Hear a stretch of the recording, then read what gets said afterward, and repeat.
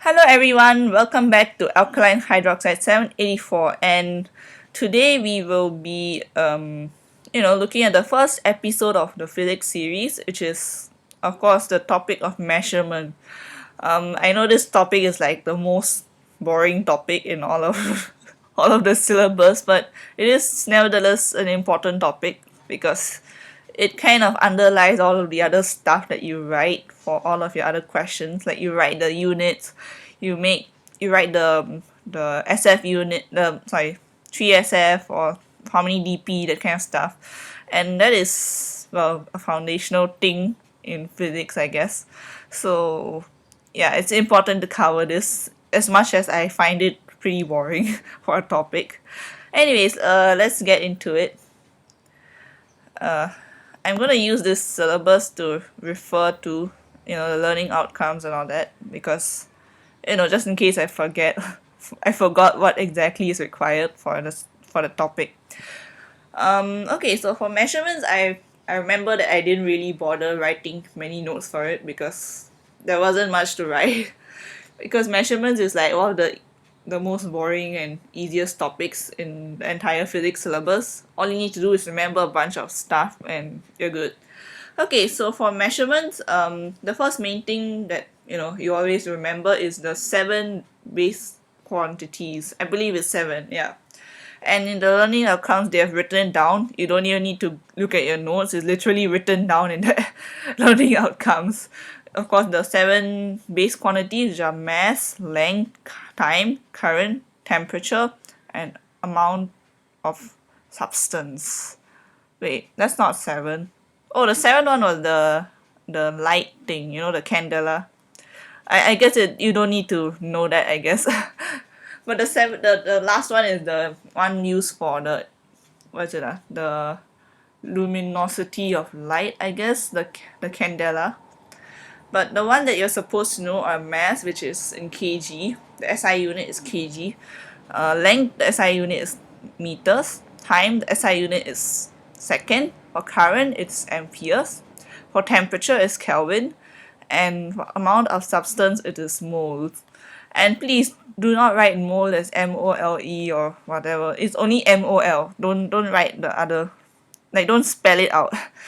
You know what I mean? Yeah. I think you know how to write the rest of them. If you have any doubt, just look at your syllabus because that's easy to find.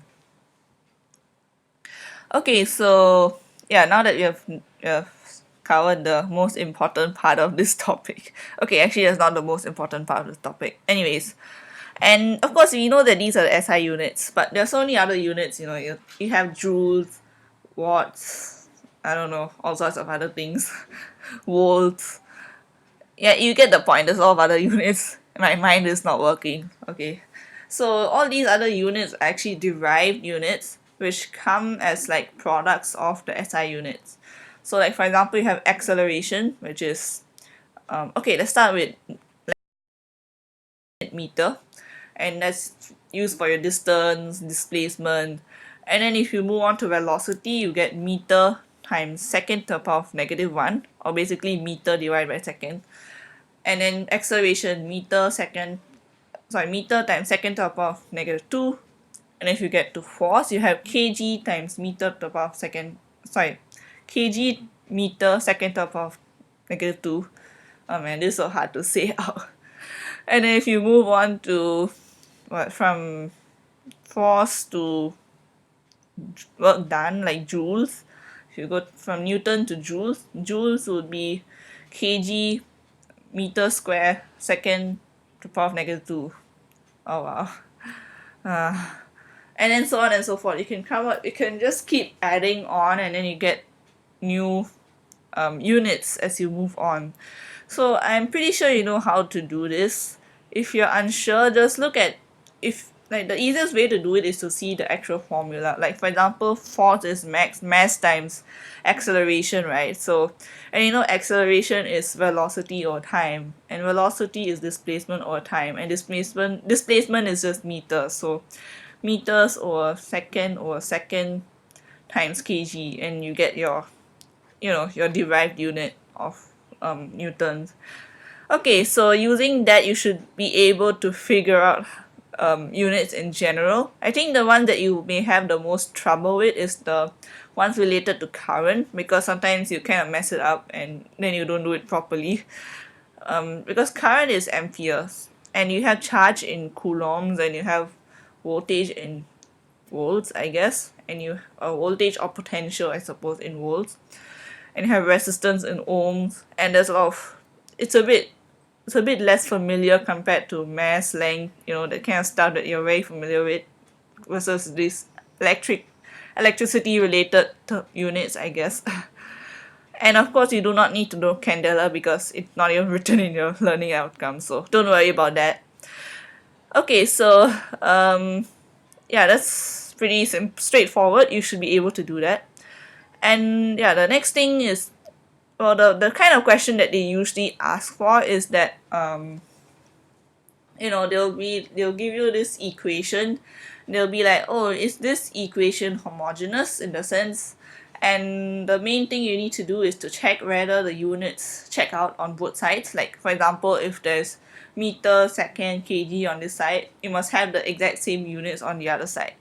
So like, for example, if you have your equation, like for example, one of the basic equations, maybe if you use the one for uh okay, let's use the one that's right on top of the formula list. Displacement equals to S equals to ut plus half at square.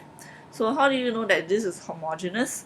Well, first of all, you see that, oh, S is, well, in meters. That's the only unit that is there.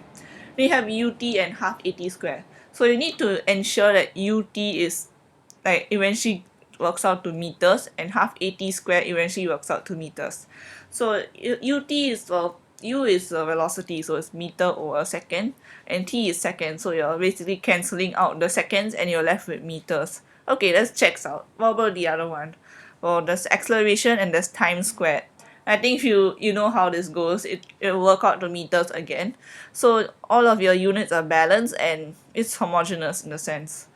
But I remember an example from my notes where they removed the half and they said, okay, this is not correct, but it's still homogeneous in a way because, yeah.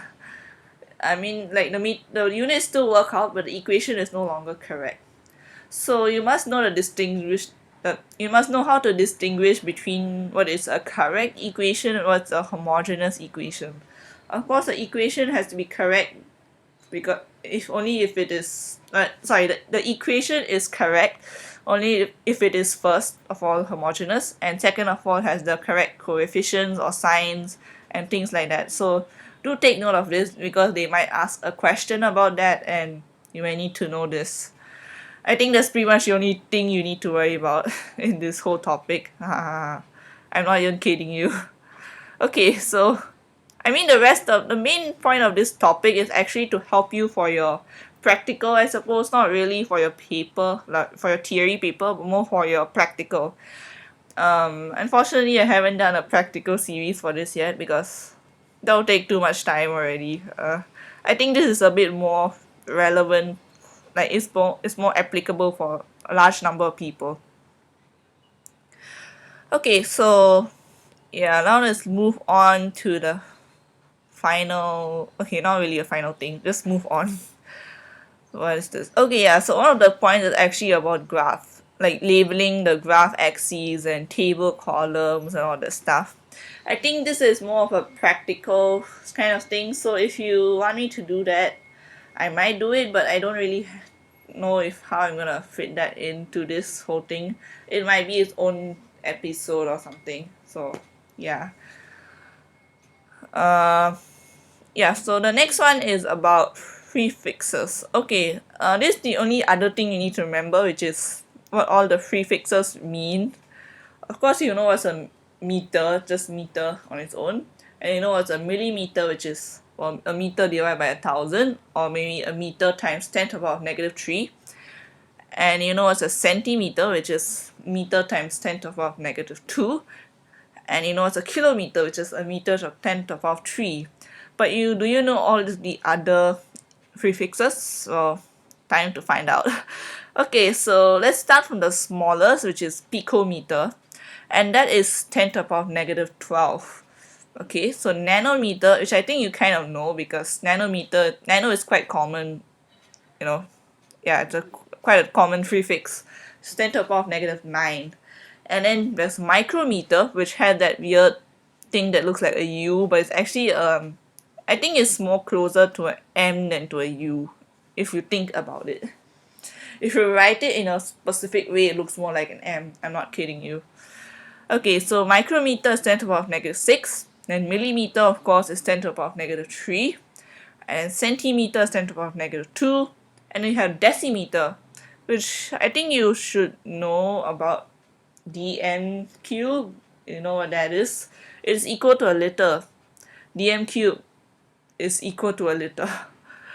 I think this is useful information just in case. It's useful for chemistry, I think, because in chemistry there's a lot of dm cube being involved, and every time you convert from ml, which is actually cm cube, to dm cube, which is liter. See, I just told you why this is how you convert it. You just divide by 1000 or times by 1000, depending on which way you're going. So yeah, that's I hope that's useful information. But anyway, decimeter is 10 to the power of negative 1. Then kilogram is 10 to the power of 3.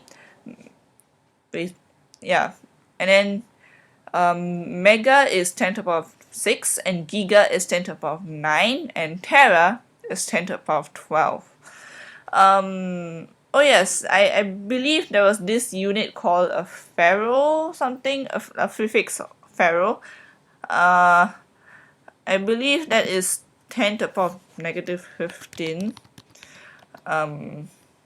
Yeah.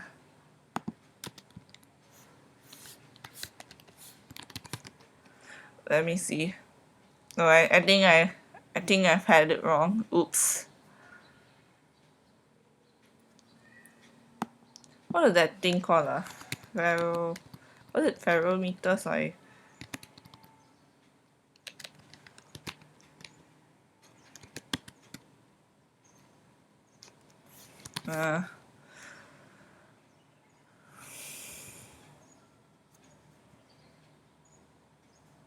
Let me see. Oh, okay, there's a website which has SI prefixes in it. Sorry, I don't even remember that. Anyways. Femto, yes. It starts with an F, that's all I know. Okay, so a femtometer is actually 10 to the power of negative 15, and even though it's not written here in the learning outcomes, you might see it in another topic, like a question for another topic. Like, I don't remember which one it is, but if I remember it when I'm covering that, I can tell it to you. So just keep that in mind. You might actually need to know that. Okay, so you don't write the wrong, power and screw yourself over. Like, you don't want to mess up the question, I guess. Anyways. Oh yes. The only part about measurements that I hate is the part where you have to make estimates of things. They will always ask this in the MCQ questions. I'm pretty sure there's going to be one question which will ask you to estimate a particular quantity. I suggest if you're very bad at this, just give up on that question and focus on everything else. That's my only advice I have for this particular topic, because I do not know how to estimate this stuff. Okay, but if you do know the estimate, then good for you. Yeah, then the other stuff is pretty basic stuff, just some maths. Like, cause you know how to distinguish between scalar and vector. I'm pretty sure I might have talked to you about that in maths already. So if you want, you can go look at that. The vector topic should help you. But in physics, usually the scalar is like, for example, distance, then the vector is displacement, scalar is speed, then the vector is velocity, and you get the point, yeah? Okay, so of course, if you don't want to go watch the maths video, I can just tell you quickly that the scalar only has, like for example, the magnitude, and the vector has both the magnitude and the distance. Direction, not distance. What am I talking about? Yeah, so that's the difference between scalar and vector. simple as that. Then the next part is just maths. So you should know how to do vectors, 2D vectors. In fact, it's not even 3D vectors. Just do 2D vectors and you'll be able to do the rest of it. Then the last few is about errors. So the SF and DP confusion that everyone has. Okay, so I should probably just clarify this now. In the exam, they do not really expect you to like really follow super finely for each and every question. Like, oh, this one is 2SF, so I must write in 2SF. This one is 4SF, I must write in 4SF. As a general rule in the theory paper, you just need to make sure that you write it to about 3SF. I think that is a good um, gauge. But for your practical paper, you must take note of the SF and DP rules because it is a practical paper. So yeah, that's where the measurements really comes into play. The topic really comes into play in the practical. If you want me to do a episode or a series for practical, please do give a comment below. I'm not sure how I'm gonna fit it in with this whole schedule, you know. Okay, so uh yeah. Okay, so let's now move on to systemic versus random errors. I actually do not remember this. Okay, sorry. Okay, so systemic errors, right? If I'll just give you the understanding part of it, but for the actual stuff that you must write, just look at your school notes. I think they have the answers already. Just look at that and then remember it, or just internalize that and then write it down. But the difference between the two is, first of all, systemic errors, they kind of tend to repeatedly give you the same amount of error. Like for example, because they said including zero error, I think that's the most common example.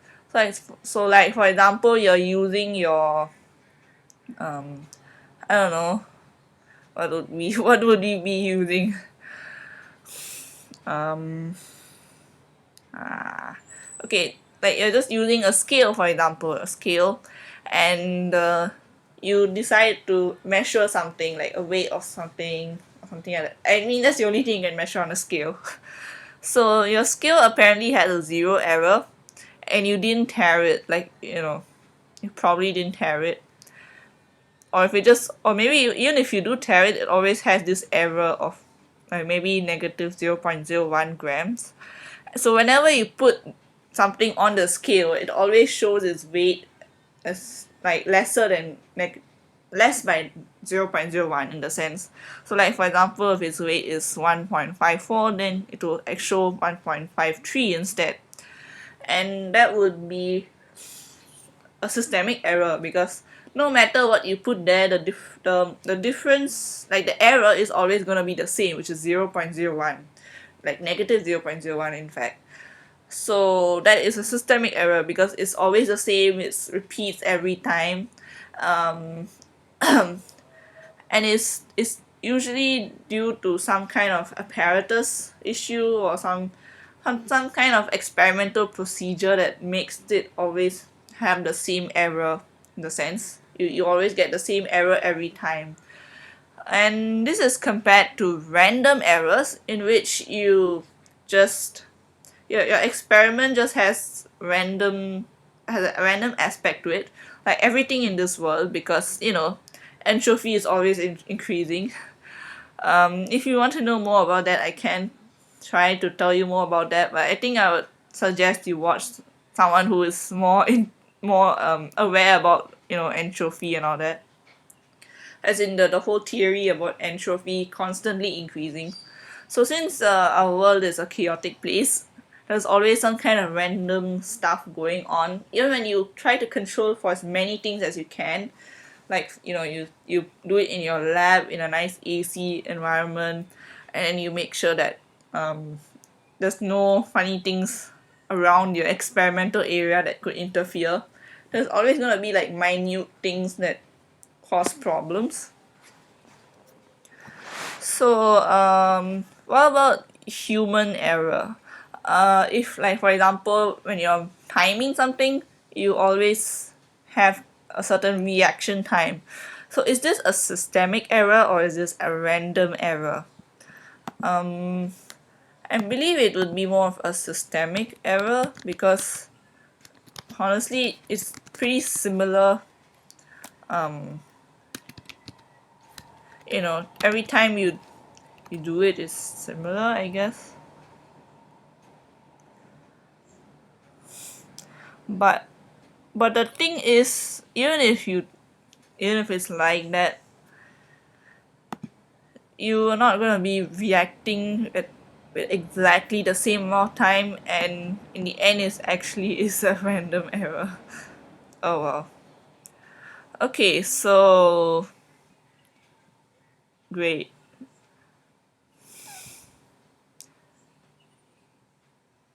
Okay, so yeah, so the other difference between the two of them is that a systematic error reduces your accuracy. So what this means is, like, for example, if the correct answer is 5, for example, but you get 4.9 because your accuracy is off. You're not close. You're not on the answer, but you're somewhere else, like other than the answer. Although your reliability might be quite good, you always be getting 4.9, 4.9, 4.9, or something like that. But random error reduces reliability, so it also kind of reduces your precision sometimes. So in a way, your answers may be all over the place. You know what I mean? They're not in one spot, but they're all over the place. And your reliability is affected because every time you repeat it, you're gonna get different answers, which means it's not very reliable. So yeah, that's I'll put some links to this website, which I think is pretty useful. If you're confused, you can look at this website and understand it because I also get confused over this. I'm not that good at physics, unfortunately. Yeah. Okay, so yeah, so of course we have here in the precision versus accuracy. So accuracy is like whether you're getting the answer, and precision is whether your answer is like all of your results are clustered together or not. I believe there's a difference. Yeah. The best way to study for this or to remember it is to draw like this you know target, the darts target, and then use that as your um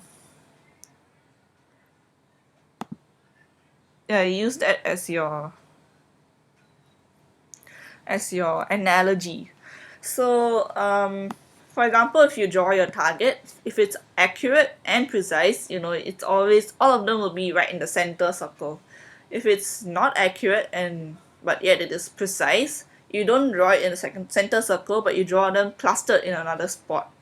If it's accurate but not precise, you draw them around the center but they're not really clustered together.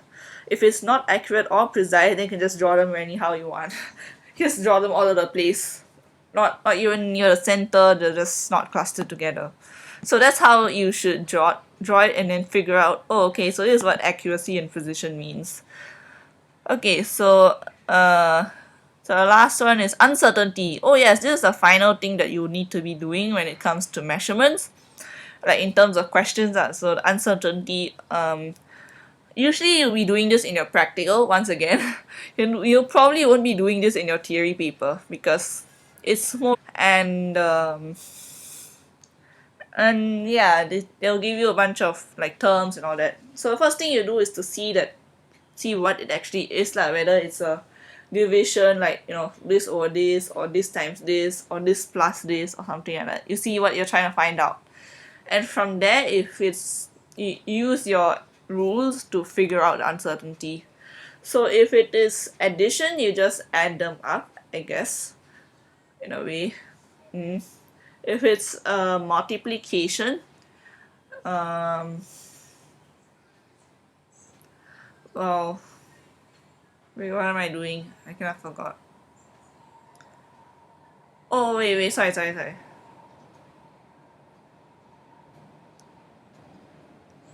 Right, so if it's addition, right?